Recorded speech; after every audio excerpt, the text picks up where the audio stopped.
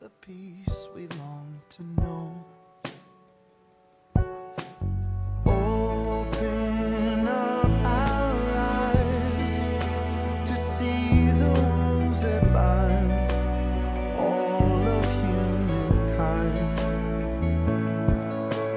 May our shudder hearts greet the dawn of light with charity and love.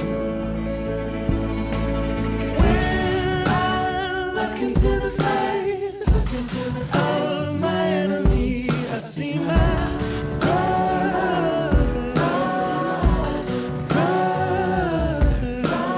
When I look into the face of my enemy, I see my brother. I see you now.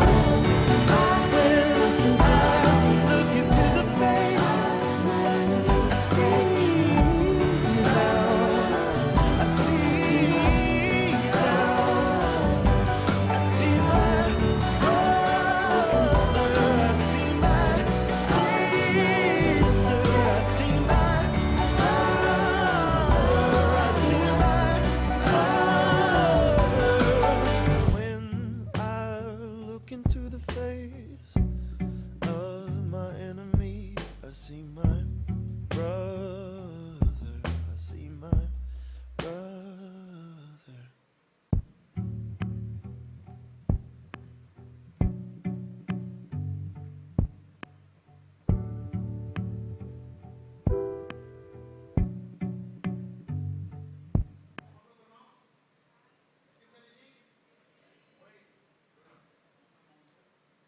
Prends un bâton, prends un bâton juste derrière toi. Un, deux, est-ce que vous m'entendez?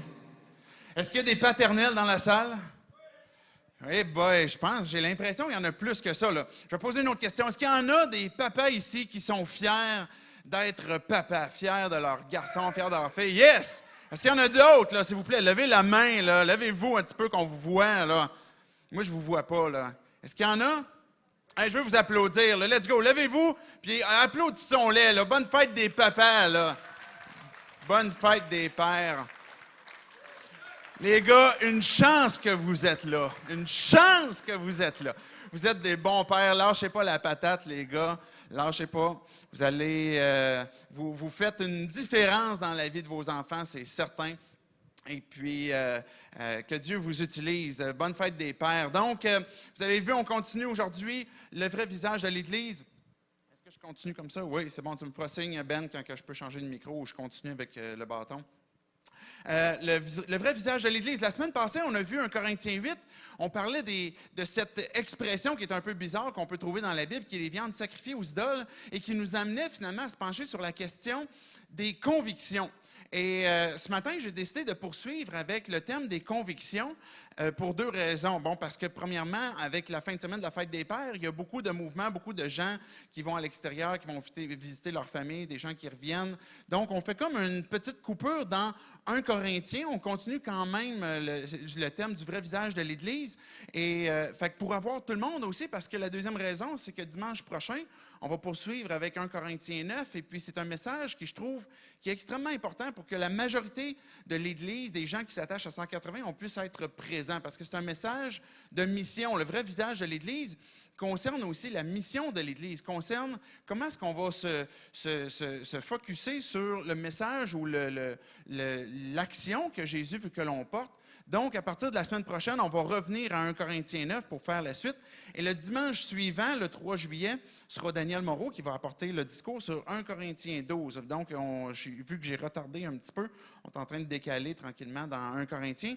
Mais aujourd'hui, le vrai visage de l'Église, comment avoir des convictions sans avoir une tête de cochon? C'est le thème qu'on va aborder aujourd'hui, comme je dis, qui va faire suite à ce qu'on a vu la semaine passée sur les convictions. Avoir des convictions, ce n'est pas toujours évident. C'est-à-dire qu'une conviction vient... j'ai apporté la définition, je ne sais pas si on peut la mettre. déjà maintenant, c'est un état d'esprit de quelqu'un qui croit fermement à la vérité de ce qu'il pense, une certitude. Donc, une conviction, ça c'est la définition de Larousse, quand vous avez une conviction, c'est quelque chose pour lequel vous êtes convaincu, quelque chose que vous considérez comme vrai. OK, je lance une couple de déclarations, et puis juste pour voir comment est-ce que vous réagiriez. Mettons que je vous dis, il faut bannir les pitbulls de la Ville de Québec. Là, il y en a qui se disent, moi j'ai une opinion là-dessus, mais je ne sais pas quoi dire si je vais le dire tout haut. Hein? Là, on se dit, voyons donc. Là, on a entendu parler d'une femme qui est morte parce qu'elle s'est fait attaquer par un pitbull. Puis là, on voit la réaction de certains politiciens qui disent, fini pitbull à Montréal ou bien à Québec. Et là, il y a toutes sortes d'émotions qui sortent. Parce que finalement, à travers notre conviction, on va se dire, ça n'a pas de bon sens. Là. Les pitbulls sont dangereux, ça tue du monde, etc. Puis il y en a d'autres qui vont dire, non, c'est pas les pitbulls le problème, c'est le propriétaire qui est le problème. Et là, il va y avoir, dans ces convictions-là, il peut y avoir une tension qui va s'établir. On entendait parler, il y a une couple de jours, de manifestations qu'il y a eu aux Francophonies. Mettons que je vous dis la déclaration suivante. En cas de brutalité policière, les manifestants ont le droit de riposter. Et, là, je ne vous demande pas votre opinion, ce n'est pas que je veux lancer un débat, c'est pas ça du tout, puis je ne suis pas en train de dire voici ce à quoi je suis d'accord, mais c'est dans notre société, c'est des enjeux de société sur lesquels on se penche, puis on se pose la question, puis il y en a qui vont dire non, c'est inacceptable, la brutalité policière, il faut contrer ça, ou à l'inverse, les gens vont dire non, les policiers, ils ont un pouvoir de donner une direction, même par la force, si nécessaire. Toutes sortes de déclarations comme ça qui vont soulever des passions en nous. Je vous dis, par exemple, Donald Trump, c'est un bon politicien. Je ne vais pas entendre des bouts ou des ouais. Mais on a tous des opinions. Je vous dis, Bell Canada, c'est une compagnie qui sert le client d'abord et avant tout. Là, oups, je comprends un peu par votre réaction ce que vous pensez. Si je dis longue vie aux Canadiens, oui, il y en a qui vont dire oui, il y en a qui vont dire non, c'est longue vie aux Nordiques qui s'en vient. Si je vous dis la Confédération, c'est bien plus fun que la Saint-Jean-Baptiste. Oui. Il y en a qui disent oui, parce que c'est là que je déménage. La Confédération, c'est quoi donc? On a tous des convictions, on a tous des enjeux de société, on a tous des choses sur lesquelles on croit, qu'on est convaincu, et puis qu'on considère des fois comme étant la vérité. Et là, on va arriver des fois dans une position avec quelqu'un qui a justement une conviction différentes. Et puis là, il y a un potentiel finalement de division, un potentiel de conflit qui peut s'établir à cause de ce que l'on croit. Quand on regarde sous la perspective de l'Église, mais on regarde même quand on recule il y a plusieurs années, il y a eu à l'époque des croisades là, où ce que des gens, au nom de la religion, tuaient et puis envahissaient, et puis détruisaient parce que c'était leur conviction qui faisait le bien et puis qui devait convertir le monde. Il y a des convictions, peut-être que vous êtes ici ce matin, et vous dites, mais moi, je ne suis pas croyant, mais j'ai cette curiosité, puis je veux en entendre un peu plus sur la Bible. Peut-être que vous êtes en ligne, vous l'écoutez en rediffusion, et puis vous dites, mais moi, je ne crois pas en Dieu, mais j'ai quand même l'ouverture pour voir qu'est-ce que le message de la Bible a à dire. Déjà, à partir du moment qu'on ouvre notre esprit à écouter la conviction d'une autre personne, à écouter qu'est-ce que l'autre pense, ou par exemple ce que la Bible dit, on est en train de démontrer une ouverture d'esprit. Et je vais montrer tantôt que c'est quelque chose qui n'est pas toujours facile, parce qu'il y a des barrières pour nous. Qu'on soit croyant ou incroyant, quel que soit notre arrière-plan, quel que soit ce que l'on croit, ouvrir notre conviction, c'est quelque chose de difficile. Il y a des convictions qui vont séparer, puis on en a déjà parlé, par exemple, catholiques ou protestants. Il y a des convictions qui vont séparer les gens sur, par exemple, là, on est dans 1 Corinthiens, et puis vous allez voir que dans Corinthiens, finalement, il y a des sujets sur lesquels on va passer qui divisent même les chrétiens, qu'il y a des convictions qui entrent même les croyants dans une même église ou entre différentes églises qui vont apporter certaines distinctions. Il y en a qui vont dire, bien, nous, on croit aux dons, par exemple, aux dons des langues, aux dons de prophétie, aux dons de miracles. Et puis, il y en a d'autres qui vont dire, non, nous autres, on croit que ça a cessé au 1er siècle avec le départ, finalement, des apôtres. 1, 2, est-ce que ça fonctionne? Yes. OK, je continue de même. Fait que même au sein des églises, même au sein d'une même église, ça peut être difficile. J'ai l'impression de parler d'une canisse de conserve, ça marche. Vous me direz si ça ne marche pas, là. Fait qu'il y a des positions comme ça qui vont peut-être nous séparer ou sur lesquelles on peut justement avoir des convictions et différentes. Les convictions, chacun d'entre nous, on peut en avoir, comme je dis, sur les dons, sur notre croyance. Et ça ne veut pas dire que parce qu'il y a différentes convictions et qu'à travers le discours, on va voir comment finalement avoir des convictions sans avoir une tête de cochon, autrement dit, respecter les convictions des autres. Cela ne veut pas dire que tout est relatif non plus. Pas parce qu'on peut avoir des convictions différentes et se respecter et puis s'aimer quand même, que tout est correct, tout est beau et tout est relatif. Je pourrais donner un autre exemple qui serait, mettons, l'école ou l'éducation. Peut-être, et puis ça va soulever souvent beaucoup de passion chez les parents parce qu'on veut ce qu'il y a de mieux pour nos enfants. Donc, vous allez faire un choix, à un moment donné, votre enfant arrive au stade de l'école, et puis là, vous allez devoir prendre une position de dire, bien, je vais envoyer mon enfant à l'école publique. Ou peut-être vous allez dire, non, je vais envoyer mon enfant à l'école privée. Ou je vais faire l'école à la maison avec mon enfant, parce que pour moi, c'est une valeur importante qu'il puisse grandir dans le milieu familial. Peut-être que c'est ça, vous allez choisir un milieu d'éducation pour votre enfant, que ce soit une école chrétienne, privée, publique, à la maison, parce que vous voulez ce qu'il y a de mieux. Et des fois, on voit à l'intérieur d'une discussion entre parents de ces convictions-là qui vont se soulever et puis qui vont être partagées, des fois qui ne seront pas endossées par tous les partis. Mais on ne pourrait pas arriver à un point de dire quand même, bien moi, l'éducation de mes enfants, j'ai décidé que mes enfants allaient grandir dans le sous-sol et puis qu'ils n'allaient jamais sortir de la maison. Ça ne marche pas. On ne peut pas avoir cette pensée-là ou cette morale que de dire, ou par exemple, moi j'ai décidé d'éduquer mon enfant à coups de claque ou à coups de taloche ou peu importe. Parce qu'on va réaliser que là, ce n'est plus une question de conviction. On est en train de faire quelque chose qui est malsain, quelque chose qui est mal. Maintenant, l'éducation des enfants, on s'entend pour dire qu'il y a un barème dans lequel on peut avoir des convictions et se respecter les uns les autres. Donc, je voulais juste apporter cette nuance que pas parce que les convictions existent, même au sein d'une Église, même entre Églises, puis même entre différentes religions, que tout est relatif et que tout est bien. Si c'est bien pour toi, c'est correct, puis si c'est bien pour moi, c'est correct. Et il y a une notion quand même qui nous conduit dans un élément de vérité dans certains paramètres. Donc, ce matin, ce que j'aimerais qu'on puisse voir, et la semaine passée, ce qu'on disait, si vous vous souvenez, c'était dégonfle un peu et aime plus. Et toujours dans ce thème des convictions, c'est extrêmement important, je crois que le mot-clé, les deux mots-clés qui reviennent, qui est aimer et puis l'humilité. Ça prend beaucoup d'amour et d'humilité. On a besoin, chacun d'entre nous, de se faire des convictions. On a besoin, en quelque sorte, de se faire de bonnes convictions, de vivre selon ces convictions-là et de suivre Dieu à travers les convictions qu'on croit qu'il nous a données. Et de l'autre côté, de continuer quand même, de premièrement aimer Dieu et d'aimer notre prochain. Et de respecter aussi notre prochain et de s'humilier pour ce que l'autre peut penser aussi. Donc, j'aimerais qu'on puisse prier. Puis après ça, on va voir différents textes qui ne seront pas particulièrement dans 1 Corinthiens, mais différents textes qui vont nous parler des convictions, puis comment finalement on va répondre à 3 questions que je vais aborder immédiatement après. Donc, prions. Dieu, on vient devant toi ce matin pour te dire merci. Merci premièrement parce que la fête des pères nous rappelle ce rôle pour plusieurs d'entre nous que tu nous as donné comme père. Et Dieu, tu nous rappelles aussi que toi-même, tu es notre premier, notre papa. Et qu'on trouve en toi, Dieu, toute grâce, toute ressource par ta grâce, justement, pour laquelle on peut faire ce rôle que tu nous as confié. Viens bénir tous ces papas qui sont ici ce matin, qui nous écoutent. Dieu, on a besoin de toi pour l'éducation de nos enfants, pour continuer d'aimer notre conjoint d'une façon qui t'honore. Et Dieu, on te prie aussi pour que ce matin, ta parole puisse venir parler à nos cœurs, qu'elle puisse venir nous transformer, qu'avec la puissance de ton esprit, que tu puisses venir changer nos cœurs, changer nos pensées, changer nos vies, parce qu'on va être enseigné de toi et par toi. C'est dans le nom de Jésus-Christ qu'on prie ces choses. Amen. OK, on a 3 questions qu'on pourrait apporter la slide que je vais aborder ce matin, rapidement, sur la question des convictions. Donc, la première, qui était le titre, « Comment avoir des convictions sans avoir une tête de cochon ?»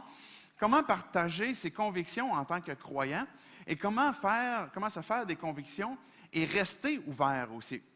Donc,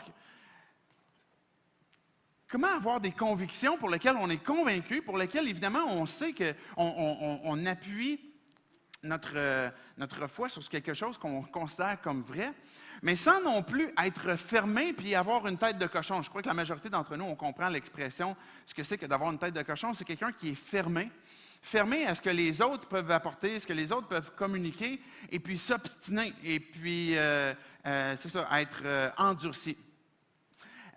Je parlais récemment avec une personne qui se renseignait, un croyant d'une autre région, puis qui se renseignait un peu sur l'Église 180. Et je lui communiquais qu'à l'Église 180, évidemment, on a des convictions, il y a des choses sur lesquelles on croit, et puis, mais en même temps, on regroupe des gens de différentes dénominations. Peut-être que vous êtes ici ce matin et vous dites, bien moi, je suis un croyant et j'ai grandi dans un milieu pentecôtiste et moi, j'ai évolué dans un milieu de frères ou bien un milieu baptiste. Et je partageais que finalement, on est une église interdénominationnelle. Et puis, la personne était agréablement surprise, mais se demandait en même temps, je me demande de quoi ça a l'air, je me demande comment ça se vit, je me demande comment est-ce que les gens peuvent cohabiter ensemble, peuvent célébrer ensemble. Et la question est légitime parce que c'est des questions, c'est des convictions que peut-être si vous avez grandi dans un milieu pentecôtiste ou baptiste et frères, bien qu'à un moment donné, vous allez arriver à un point que l'autre n'aura pas une conviction pareille à la vôtre. Mais est-ce qu'il y a quelque chose qui, malgré tout, nous permet d'accueillir ce que l'autre pense, ce que l'autre croit, sans non plus se fermer et puis briser la relation, briser la communion? Le mot-clé dans cette question-là, c'est comment avoir nos convictions sans briser des relations. Parce que Dieu, le désir de Dieu, c'est qu'il y ait une unité, c'est qu'il y ait une unité d'esprit, c'est qu'on puisse partager un même cœur, une même paix, une même pensée. Maintenant, est-ce que je peux avoir des convictions différentes? Oui, absolument. Me fermer aux convictions des autres ou m'empêcher d'être en relation avec une personne qui croit différemment n'est pas une bonne chose. Et c'est pour ça que je dis que le mot-clé, c'est humilité. L'humilité plus des convictions va donner des bonnes relations. Mais à partir du moment où je vais m'enorgueillir, où je vais me fermer, où je vais garder ma tête de cochon, il va y avoir un bris de relation parce que je vais considérer l'autre comme étant dans l'erreur si moi je me considère comme étant dans la vérité. Est-ce que vous me suivez? Romains 15, j'en ai parlé un peu la semaine passée. Si on peut mettre le texte, s'il te plaît, je vais lire les versets 1 à 7. Le mot-clé, c'est le mot humilité. Nous qui sommes forts, et j'ai mis entre parenthèses, dans la foi, parce que c'est le contexte, c'est l'idée de la foi, une dépendance en Dieu. Nous qui sommes forts dans la foi, nous avons le devoir de supporter les faibles toujours dans la foi. Ce n'est pas une question psychologique, une question morale, une question physique, c'est vraiment une question dans la foi. Alors, nous qui sommes forts dans la foi, nous avons le devoir de supporter les faibles les faiblesses de ceux qui ne se sont pas et de ne pas rechercher ce qui nous plaît. Que chacun de nous recherche à plaire à son prochain pour son bien, en vue de le faire grandir dans la foi. En effet, Christ n'a pas recherché ce qui lui plaisait. Juste avant que je continue de poursuivre le texte, l'exemple de Jésus nous est donné. Ce qui nous est donné comme exemple, c'est Christ n'a pas recherché ce qui lui plaisait. S'il y avait quelqu'un qui aurait pu s'ostiner avec l'humanité, puis qui aurait pu se défendre et puis apporter continuellement des arguments pour défendre ce qu'il croit, évidemment, c'est Jésus. Mais ce que le texte nous dit, ce n'est pas qu'il a renoncé à la vérité, ce n'est pas qu'il a fait semblant que tout est beau, tout est correct. Mais ce qu'il faisait, c'est qu'il cherchait à accueillir son prochain. Que chacun d'entre nous, le verset 2, il dit, cherche à plaire à son prochain pour son bien, en vue de le faire grandir dans la foi. La motivation profonde, j'ai besoin de me faire des convictions. J'ai besoin d'avoir des convictions fermes auxquelles je crois, puis je vais me suivre. Mais en même temps, la loi de Christ, c'est quoi? C'est l'amour. Et je dois avoir cette conviction-là qui est par-dessus toutes les autres, que j'aime mon prochain. J'aime celui qui est en avant de moi. Et même si moi, j'ai une conviction qui est différente et je crois que je suis dans la vérité, donc l'autre est possiblement dans l'erreur ou je ne suis pas trop sûr, mais j'aime quand même mon prochain et je le respecte et je cherche à voir comment est-ce que je peux l'aider, comment est-ce que je peux accompagner, comment est-ce que je peux faire du bien. Et souvent, sinon tout le temps, ce n'est pas en entrant dans une guerre d'arguments. Mais on a besoin de se soutenir les uns les autres. Je poursuis avec le verset 5 de Romains 15, que le Dieu de la persévérance et du réconfort vous donne de vivre en plein accord les uns avec les autres, comme le veut Jésus-Christ, afin que tous ensemble, d'une seule voix, vous rendiez gloire au Dieu et Père de notre Seigneur Jésus-Christ. Accueillez-vous donc les uns les autres, comme Christ vous a accueillis pour la gloire de Dieu. Est-ce qu'il y a un amen à ça? Amen. Accueillez-vous donc comme Christ le fait pour vous aussi. Il dit, vivez en plein accord. Ça ne veut pas dire qu'il faut tous qu'on dise la même chose, il faut tous qu'on pense pareil, il faut tous qu'on soit lobotomisés et puis orientés comme des robots sur la même réflexion, mais qu'on soit en accord avec un élément important qui est verset, par exemple, verset 6, « Afin que tous ensemble d'une seule voix, vous quoi?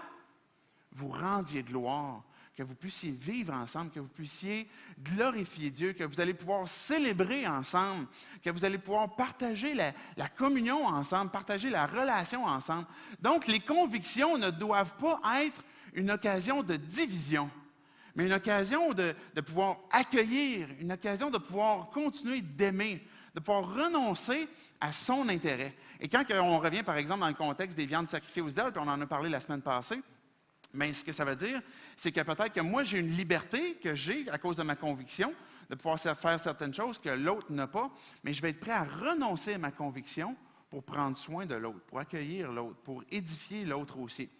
Et il y a des sujets comme ça qu'on va être prêt tout simplement à ne pas entrer dans une guerre d'arguments, mais se centrer sur le fait que bien, ce que Dieu veut, c'est qu'on le glorifie ensemble et qu'on accueille notre prochain comme Dieu nous a accueillis. La façon que Jésus t'a accueilli, la façon que Dieu t'a accueilli, à partir du moment où tu as dit « Dieu, je te remets ma vie entre tes mains. Tu m'appelais à me repentir. Je me suis tourné vers toi. » De quelle façon est-ce que Dieu nous accueille? Il nous prend dans ses bras. Il nous pardonne. Il fait de nous ses enfants. Quand on lui demande pardon, quand on lui demande de pardonner notre état de pécheur, Dieu nous transforme, nous fait devenir ses enfants. Et il y a une communion, il y a une relation avec le Père, avec Dieu. Et il est en train de donner cet exemple-là pour faites la même chose les uns envers les autres.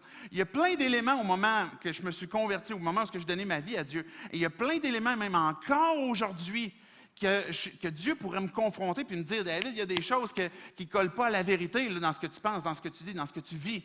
Mais Dieu, malgré tout, m'accueille puis continue de me faire cheminer, continue de me faire grandir, continue de me faire progresser.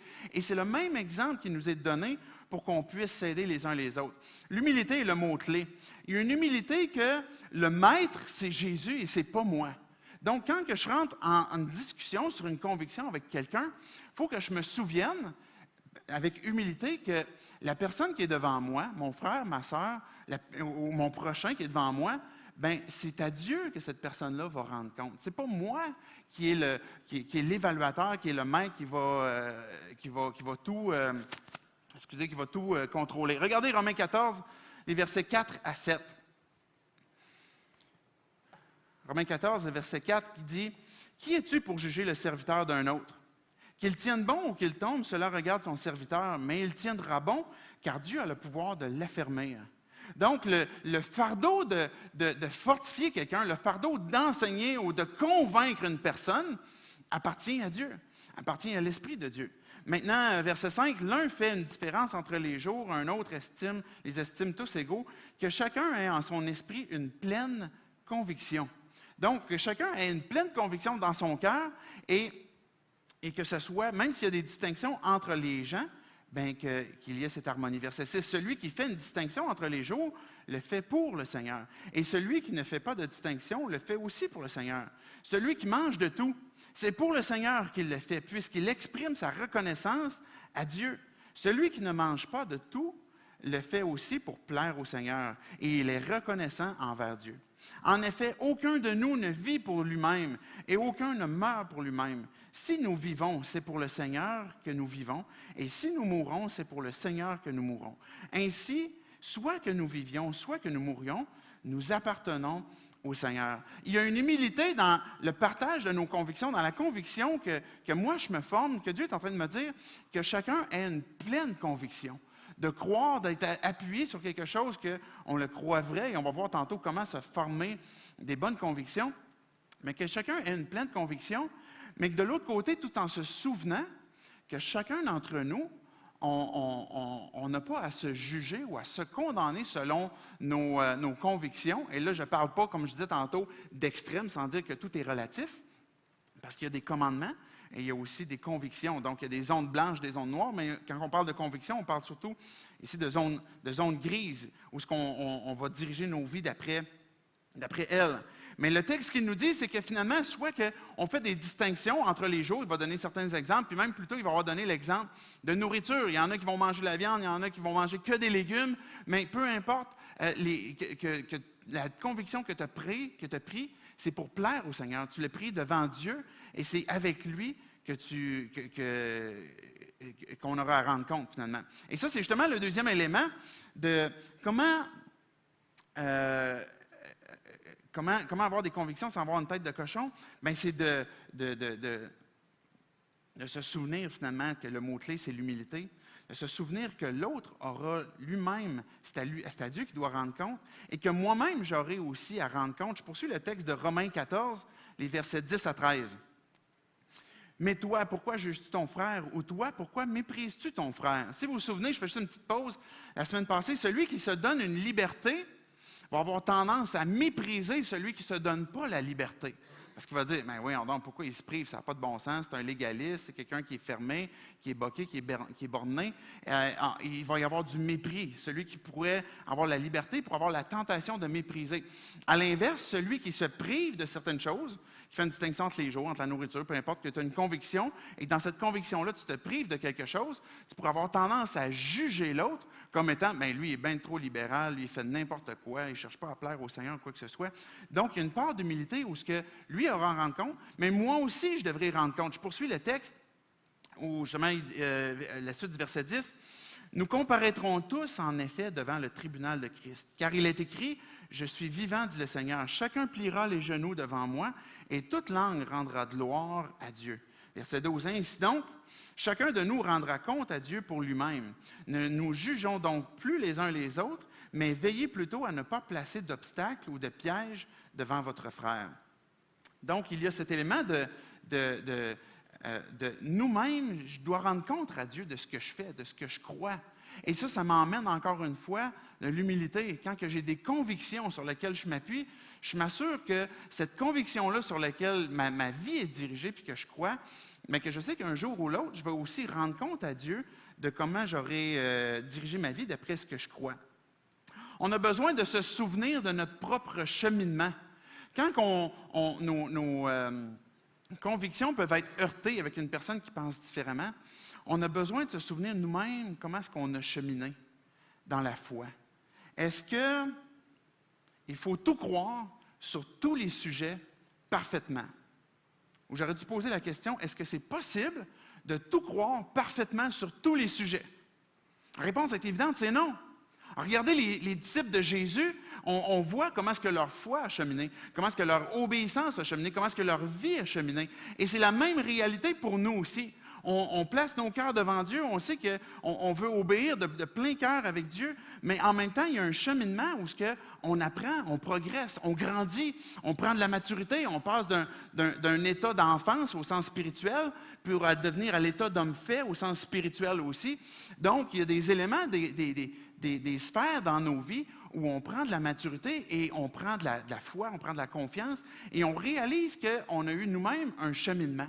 Quand on est devant une personne qui partage une conviction qui est différente et qu'on se souvient nous-mêmes comment est-ce que Dieu nous a transformés, comment est-ce que nos propres convictions ont changé, ça nous emmène à avoir beaucoup plus de considération, d'amour pour l'autre. Et souvent, on oublie ce processus-là. Je me souviens, et je faisais le point cette semaine, dans quelles convictions est-ce que, par exemple, des convictions d'ordre biblique, je vais dire ça comme ça, quelles sont certaines convictions qui ont évolué ou qui ont changé ou qui ont bougé? Je pensais, et ça je vous en parlerai prochainement, mais une position de la fin des temps. J'ai questionné beaucoup la fin des temps et je vous en parlerai plus tard, je garde des punchs pour tantôt. Mais la position sur les dons spirituels, c'est quelque chose qui, pour moi, dans ma pensée, a changé. Je suis pasteur depuis plus de 10 ans. Et puis, pendant ces années-là, j'ai enseigné, j'ai lu sur les dons. Et puis, et Dieu m'a amené à voir des choses différentes.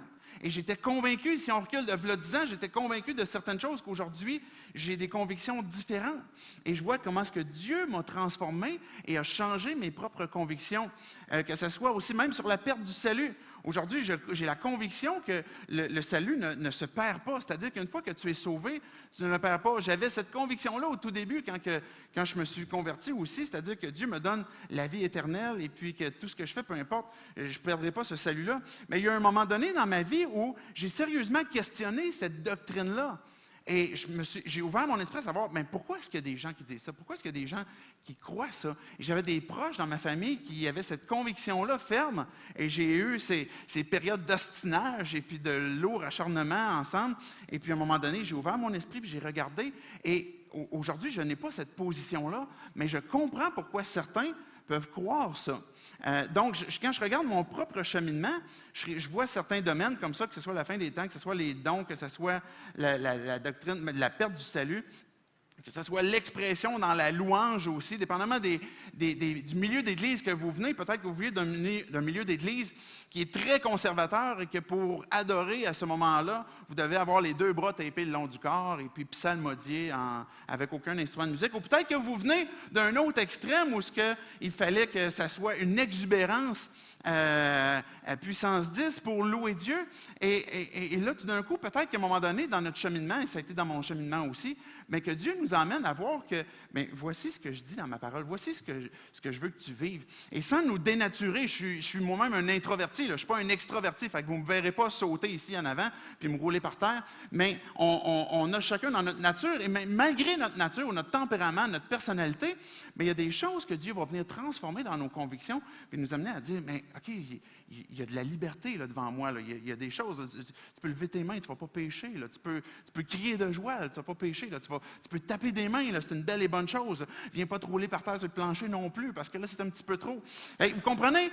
On a notre cheminement où ce que Dieu nous emmène à progresser puis à avoir dans notre foi, dans notre connaissance des Écritures, dans notre maturité, dans notre marche avec Dieu, un cheminement qui a changé. Et quand on réalise ce cheminement-là, on prend tout d'un coup un peu plus d'humilité, puis on se souvient que nous-mêmes, il y a eu ce cheminement-là, et que la personne qui est devant moi, c'est pas qu'elle est peut-être un enfant spirituel, mais peut-être que dans un domaine de sa vie, j'ai besoin tout simplement d'être là, puis encourager, puis soutenir, et puis pas besoin de confronter, sans manifester ma tête de cochon, parce que c'est ce que Dieu demande. Et puis là, on a lu les textes de Romains 5, de Romains 14 aussi, qui nous encouragent à ça. La deuxième question, je vais avancer parce que je veux garder du temps pour les 2 dernières questions. Comment partager cette conviction en tant que croyant? Là, j'ai beaucoup de stock aussi à dire là-dessus. Je vais m'arranger pour être concis, puis je vais frapper un petit peu dans le tas, OK? Parce que je trouve que des fois, il y a du débordement. Des fois, en tant que croyant, de la façon qu'on agit, qu'on réagit face à ceux qui ne partagent pas qui partagent pas la foi, finalement, avec les gens qui ne croient pas. Je pose la question. En fait, j'ai quelques questions pour vous amener à réfléchir. Et puis, après ça, vous apportez différents textes. Est-ce qu'il faut s'investir sur la place publique à pointer du doigt les péchés évidents de notre société? C'est juste pour vous porter à réflexion. Est-ce qu'il faut aller sur la place publique pour pointer du doigt les péchés de notre société? Est-ce qu'on devrait s'investir à faire, à proclamer, peu importe quel serait le péché, à poster ça sur Facebook, à le dire à qui veut l'entendre, quels sont les péchés de notre société? Des fois, je pose cette question-là parce que dans notre réponse de cette question-là, on va adresser des choses sur la place publique qui vont détourner le focus de ce sur quoi il doit être. On va adresser certaines choses et je ne suis pas en train de dire, s'il y a des détracteurs présentement, là, si je ne suis pas en train de dire qu'il ne faut pas dénoncer le péché, qu'il faut dire que tout est beau, que tout est bien. Ce n'est pas ce que je suis en train de dire. Mais est-ce que c'est le focus qu'on doit avoir? Je ne crois pas. Je pose une autre question. Quand vous pensez, et puis là, je m'adresse évidemment aux croyants, quand vous pensez à des exemples bibliques de gros péchés, okay, réfléchissez dans votre tête, là, des histoires dans la Bible où ce que vous dites, « Hey boy, ça c'était vraiment un big, un gros péché. » Là. C'est quoi les exemples qui vous viennent en tête? Je demande juste de réfléchir pour vous-même. Est-ce que c'est, par exemple, David et Bathsheba? C'est quand même pas pire comme péché. Là. Pas si vous êtes d'accord avec moi. Là. David, il avait vu la femme d'un autre en train de prendre son bain, une jolie femme, et puis il va avec, il couche avec, il la met enceinte, puis là, finalement, il réalise qu'il est dans le fumier. Et puis, parce que là, il l'a mis enceinte, fait que là, il fait revenir son mari, Uri, puis là, finalement, lui, Uri, il dit, je veux pas aller avec ma femme, mais mes chums sont à la guerre, là, fait que je ne vais pas aller avec ma femme, là, je vais coucher à la porte, je vais coucher dehors. Fait que David est encore plus dans le fumier. Et puis, finalement, David, il va faire tuer son mari pour cacher son péché, etc. Et puis là, il y a un prophète qui vient qui dit, David, tu as fait quelque chose de mal. Est-ce que ça, c'est le plus gros qu'on peut avoir? Peut-être que vous avez le péché d'Acan, un homme qui avait volé quelque chose, qui était dévoué par interdit, qui l'avait caché au fond de sa tente. quels seraient les plus gros péchés qui vous viennent en tête? Est-ce que ce serait des meurtres, des adultères? Quel est le péché? Je pose une autre question. Quel est le péché qui a laissé le plus de conséquences sur l'humanité? Puis là, on pourrait penser peut-être à Abraham. Tu sais, à un moment donné, qui avait comme dit à sa femme, « Faites-toi passer pour ma sœur. » Puis là, est-ce que ça a eu des incidences sur la foi, sur ce qui allait s'en venir, sur Abraham qui est allé coucher avec sa servante, Agar, plutôt que de chercher à avoir la promesse de Dieu à travers sa femme? Quel péché est-ce qui a laissé le plus de conséquences? À mon avis, le péché qui a laissé le plus de conséquences, c'était, au sens figuré, une pomme. Le fruit interdit. Dans le jardin d'Éden, mais on ne dit pas que c'est une pomme là, en passant, là, mais dans le jardin d'Éden, Dieu a dit, voici l'arbre que tu ne dois pas toucher et je ne veux pas que tu prennes de ce fruit-là. Comprenez-vous le péché que Dieu est en train de dire, en fait, qu'il est en train de communiquer, il est en train de dire, ça là, je ne veux pas que tu y touches. Puis on pourrait avoir tendance à penser, mais attends un peu là, tu sais, si ma mère, mettons, me dit, hey David, je ne veux pas que tu prennes la pomme, puis là je m'en vais en cachette, je prends la pomme, je la mange. Dans notre calcul humain, OK, ça pèse combien ça comme péché? Il me semble que c'est pas lourd. Et pourtant, c'est ce que la Bible nous montre comme étant le péché qui a conduit l'humanité à la mort et à la séparation d'avec Dieu. Je ne pense pas qu'il y ait de plus grandes conséquences de péché sur l'humanité que ce péché-là, en Adam et Ève. Mais pourquoi? Est-ce que c'est parce que voler, prendre un fruit, c'est si grave que ça? Est-ce que c'est parce que, selon notre calcul humain, c'est quoi qui est si grave que de prendre ce fruit-là? Il me semble que ce n'est pas grand-chose. Le problème, c'est ce qu'il y avait dans le fond. Le problème, c'est l'orgueil. C'est l'orgueil, c'est la rébellion contre Dieu. Le fait d'avoir pris le fruit est tout simplement en train de révéler quelque chose de profond, qui est l'orgueil, qui est la rébellion contre Dieu, qui est une déclaration d'indépendance, qui est une déclaration d'orgueil envers Dieu. Maintenant, quand j'arrive, moi, en tant que croyant, et puis que je veux dénoncer les péchés de notre société, encore là, je ne suis pas en train de dire qu'il ne faut absolument pas en parler, mais souvent, on va focusser sur les péchés qui, dans notre calcul humain, vont peser lourd, plutôt que d'insister et de démontrer que le focus doit être sur le fait qu'on est rebelle à Dieu. J'ai apporté un texte que vous connaissez peut-être, là, qui est dans Galates, qui parle des fruits de la chair. Il y a les fruits de l'esprit. On pourrait parler des conséquences, finalement, de la chair. Quand on parle de la chair, c'est la nature humaine sans Dieu. La nature humaine qui est détachée de Dieu. L'adultère et les conséquences de ça, c'est l'adultère, l'immoralité sexuelle, l'impureté, la débauche, l'idolâtrie, la magie, les haines, les querelles, les jalousies, les colères, les rivalités, les divisions, les sectes, l'envie, les meurtres, l'ivrognerie, les excès de table et les choses semblables. Il y a comme un méchant paquet qui rentre là-dedans. Ce que Paul est en train de nous dire, ce que Dieu est en train de nous dire, c'est voici, là, je vais faire une liste de péchés, OK? Mais en fait, là, comprenez que ça, c'est les fruits de quelque chose qui est plus profond. Et ce qui est plus profond, c'est ma rébellion à Dieu. C'est le fait que ma nature humaine, rebelle à Dieu, m'emmène à avoir la conséquence de d'autres péchés qui vont naître, qui sont les fruits de la chair. Donc, quand on présente comme ça, quand on dit « moi je suis croyant, puis j'ai des convictions en tant que croyant de ce que la Bible dit sur certains péchés, puis je vais les dénoncer », puis qu'on insiste beaucoup là-dessus, on est en train de perdre le focus du message le plus important, qui est « j'ai besoin », c'est le message, c'est l'invitation que Dieu fait à l'humanité, « soyez réconciliés avec Dieu ». C'est un besoin de réconciliation. L'appel, le message, la bonne nouvelle qui est donnée, c'est que je suis un pécheur, c'est que tu es un pécheur, c'est que je suis indépendant de Dieu, je suis rebelle de Dieu. Et Dieu se spécialise là-dedans pour venir nous chercher, pour venir nous transformer. Et le message est accompagné d'un message de repentance. Et le message de repentance, c'est un message où ma vie, dans ma nature, dans ma rébellion, je me sépare de Dieu et je ne veux rien savoir de lui. Et dans cette marche-là, rebelle avec Dieu, il y a des choses qui vont ressortir, que ce soit la magie, les rivalités, les haines, les colères, les violences, nommez-les. Ils vont en sortir et tout ça, ça va être des conséquences de ma rébellion contre Dieu. Mais quand je me repens et je fais ce 180-là pour revenir vers Dieu, bien là, tout d'un coup, mon cœur est transformé. Je suis plus rebelle à Dieu, je suis dépendant à Dieu. Et ça, c'est le message qu'en tant que croyant, on a besoin de véhiculer, qu'on a besoin de démontrer, qu'on a besoin de proclamer. L'exemple de Jésus, Jésus nous a laissé lui-même un exemple. En fait, je vais vous citer deux exemples.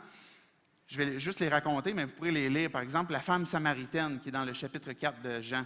Jésus lui a dit, il est en train de parler avec elle, puis là, finalement, Jésus lui dit, j'ai une eau que je peux te donner qui va étancher ta soif, qui est une soif éternelle. On a une soif de Dieu.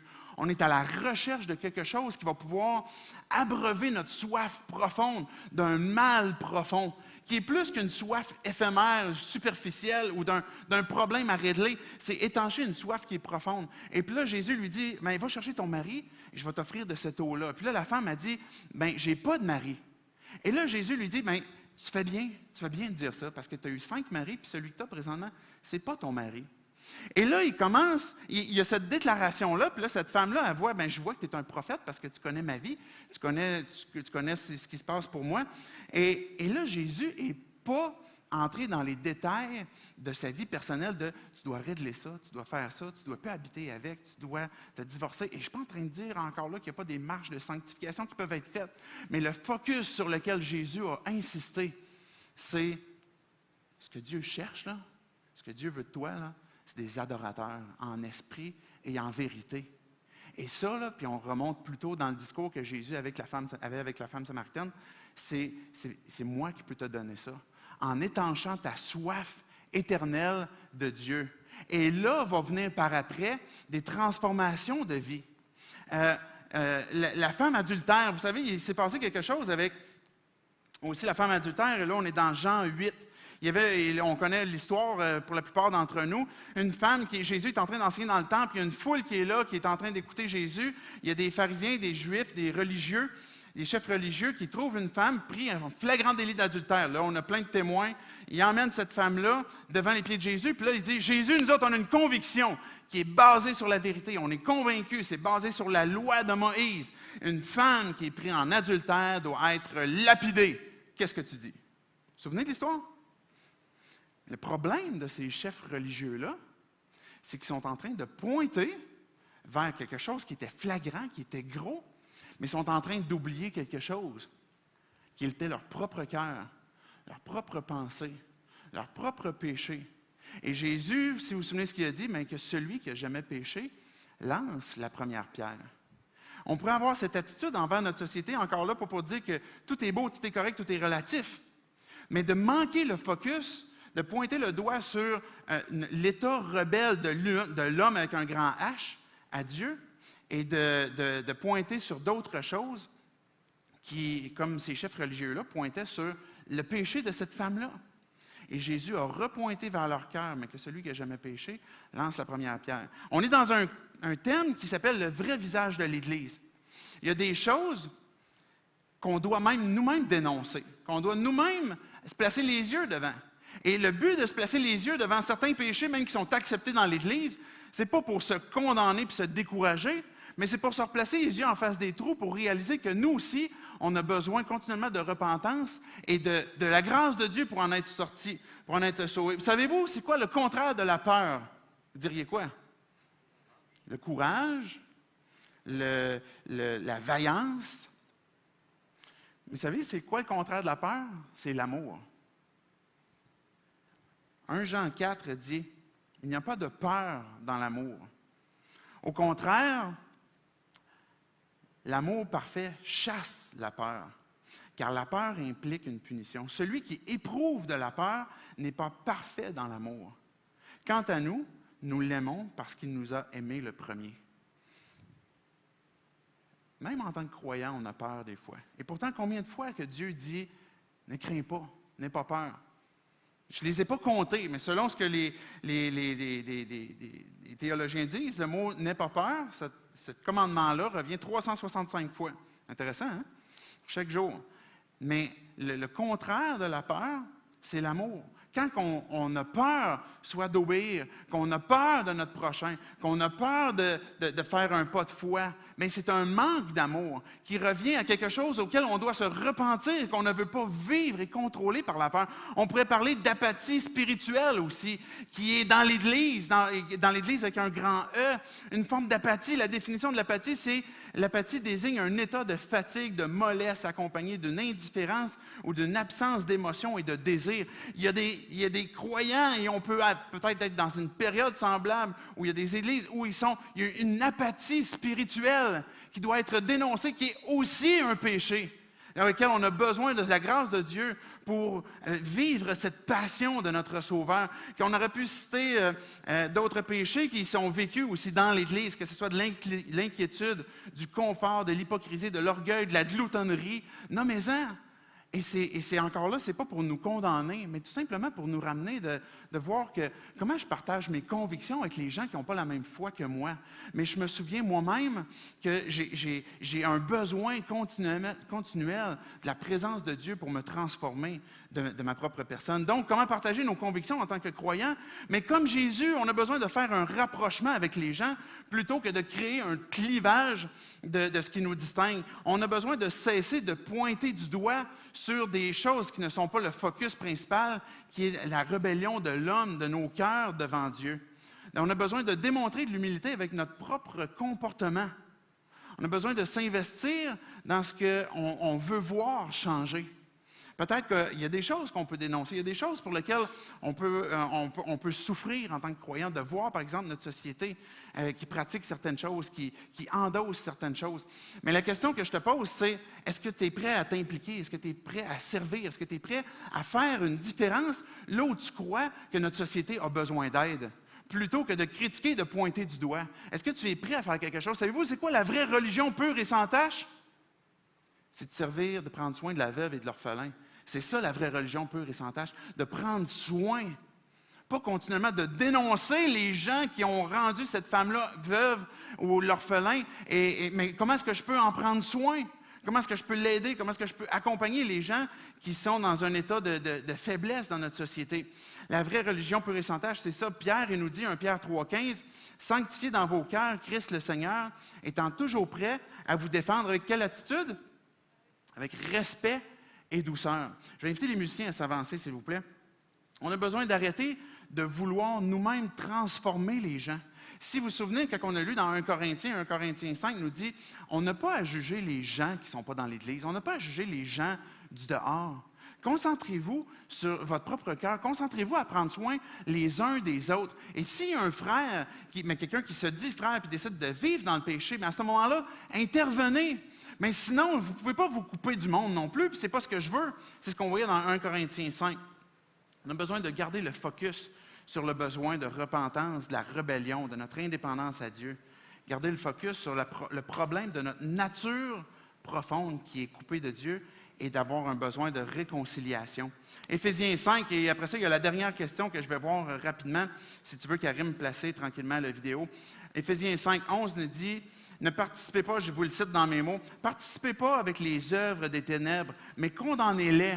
Et le texte va dire, cette idée de condamner les œuvres des ténèbres, c'est de ne pas y participer et que d'avoir dans nos pensées, voici, ça c'est mal, voici, ça c'est bien. C'est pour ça que je disais que tout n'est pas relatif. Mais le texte poursuit en disant, la lumière va faire son œuvre par elle-même. La lumière va faire son œuvre par elle-même.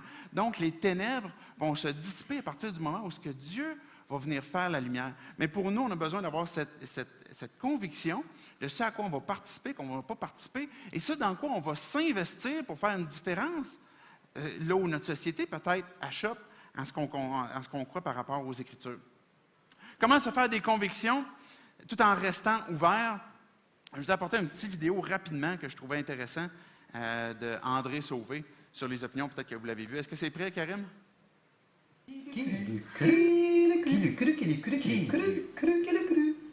Cette semaine à Qui on va parler d'opinion. Les opinions. On dirait que ça paraît bien d'avoir des opinions. Moi je pense ci, moi je pense ça, moi je trouve que ci, moi je trouve que ça. On dirait que c'est mal vu de ne pas avoir d'opinion. On dirait que le manque d'opinion est associé à quelqu'un d'ignorant et d'inculte. Mais je suis pas d'accord. Moi, j'ai souvent pas d'opinion. J'ai bien plus souvent pas d'opinion sur quelque chose que des choses sur lesquelles que j'en ai une. Oh oui, ça fait une phrase. Très souvent, quand quelqu'un me dit quelque chose, l'effet que ça me fait, c'est « Ah! Et je pourrais rester là-dedans indéfiniment. Des fois, j'en vois pas la fin. Le 1 est ouvert, c'est de l'ouverture, ça plane, c'est vaste. Et c'est loin d'un manque d'intérêt. Au contraire, je plane sur ce que tu viens de me dire. Je m'y penche de façon ébahie. Ça me crée un impact, une impression qui, elle, m'étonne. Et là, souvent, dans cet état d'ouverture de « Hein? » on me demande « Et puis, qu'est-ce que t'en penses? C'est quoi ton opinion? » Et ça me refait « Hein? » Ça refait parce que non seulement je me rends compte que j'avais pas d'opinion, mais je me rends compte que j'avais aucun projet d'en avoir une. Et c'est pas par manque d'intérêt. Au contraire, j'ai envie de baigner dans ce que l'autre vient de me dire. Je revendique haut et fort le droit de ne pas encapsuler ce qu'on nous dit dans une opinion. L'opinion, elle vient fermer, elle vient sceller quelque chose dans des convictions rigides. Je préfère de loin explorer le « avec quelqu'un sur un sujet quelconque que de me faire régurgiter une opinion prémâchée. C'est ça que je revendique ce soir, le droit de ne pas avoir d'opinion, le droit de rester dans le « aussi longtemps qu'on veut et de laisser la chance au temps de voir ce qui pourrait ressurgir de ce « là. C'est ça que je revendique, c'est ça que je pense, c'est ça mon opinion. Qui l'eût cru? Qui l'eût cru? Qui l'eût cru? Qui l'eût cru? Il me fait rire, c'était André Sauvé-là. Ce que je retiens de son vidéo, ce que je trouve vraiment drôle, et puis là, il parle de certaines choses, des fois qu'on n'a tout simplement pas d'opinion, puis on reste sur un « hein ». Mais ce que je trouve intéressant de son « hein », c'est justement l'état d'ouverture, qui n'est pas une opinion ou une conviction dans notre contexte, qui est fermée, qui est rigide, qui est plus malléable. Et on a besoin de se faire de bonnes convictions qui sont appuyées sur ce qu'on croit, si vous êtes croyant, sur ce que la Bible dit. La semaine passée, on parlait de ce problème de connaissance. La connaissance enfle.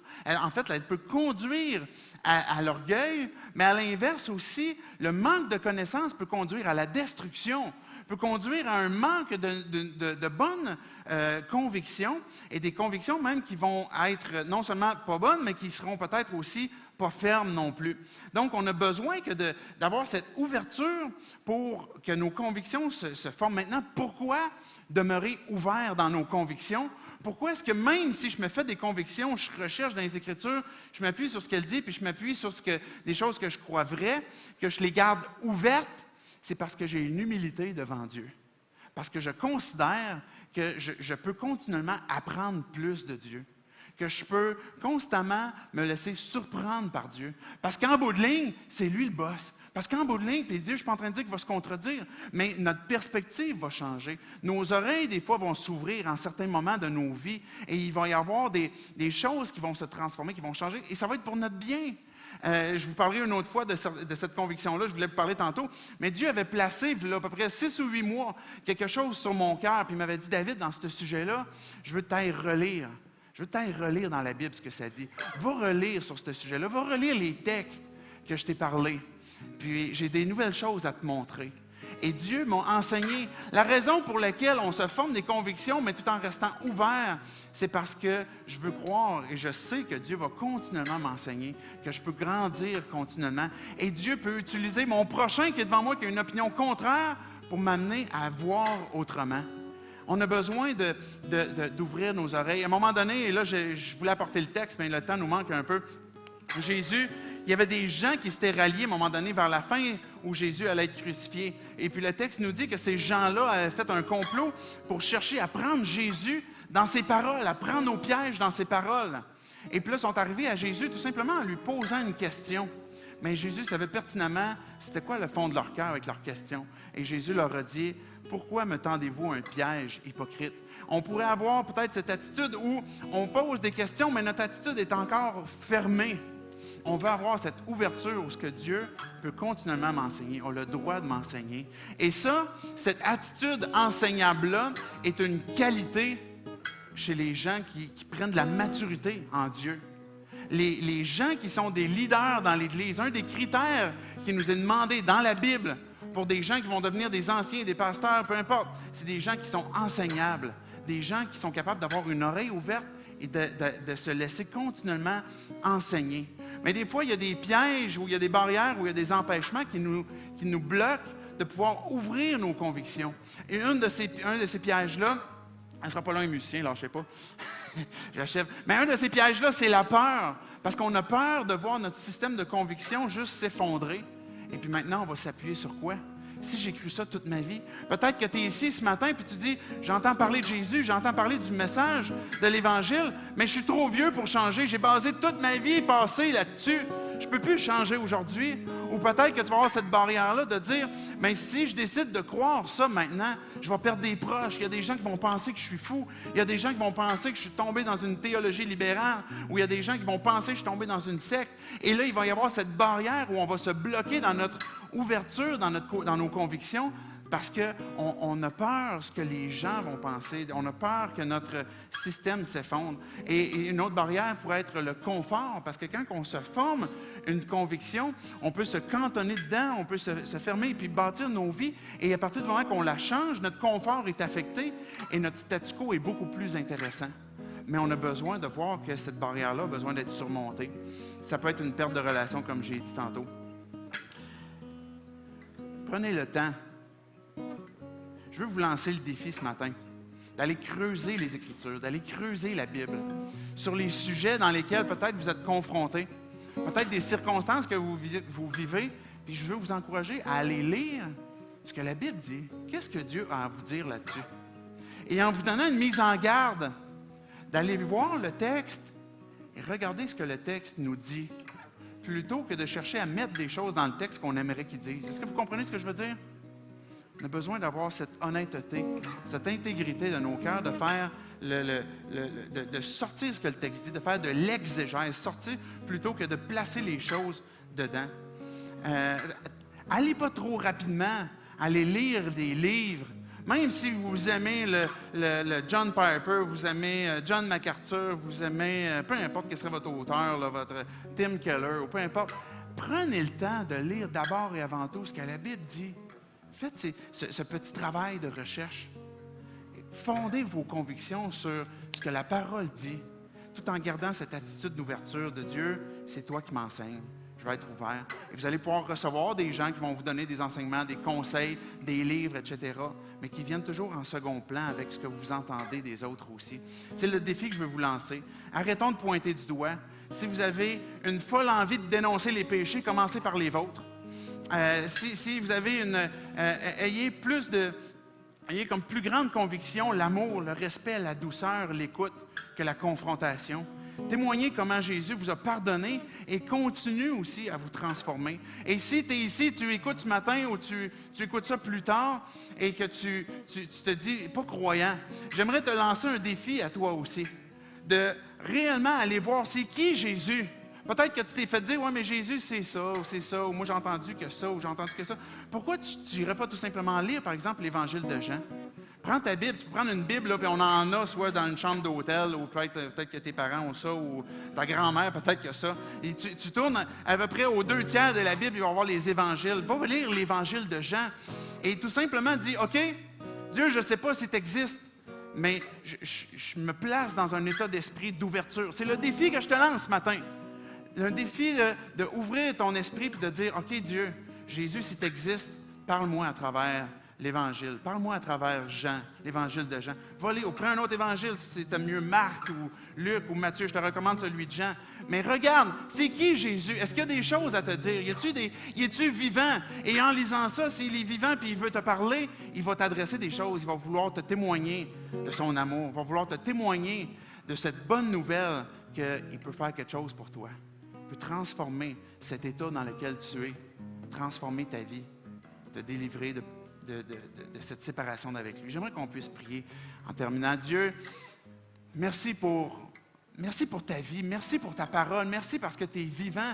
Ta parole est plus tranchante qu'une épée à 2 tranchants, qu'elle vient départager dans nos personnes. Dieu, on veut déclarer ce matin que ce à quoi on s'engage, c'est à t'aimer toi, premièrement, Jésus. À t'aimer toi, Dieu, premièrement, de tout notre être, de tout notre corps, notre âme, nos pensées. Parce que c'est toi, Dieu, qui le mérite, c'est toi qui nous aimes. Et Dieu, on veut s'engager aussi à aimer notre prochain. On renonce à ces chicanes, à ces arguments, parce que ce à quoi tu nous appelles, Dieu, c'est de célébrer ensemble, c'est de te glorifier ensemble, de garder notre esprit ouvert, dans nos convictions ouvertes, parce qu'on veut que toi, tu nous enseignes, parce qu'on veut grandir de pas à pas, on veut grandir de chaque jour, Dieu. Notre homme extérieur se détruit, mais notre homme intérieur se renouvelle à chaque jour, Dieu, parce qu'on place notre confiance en toi.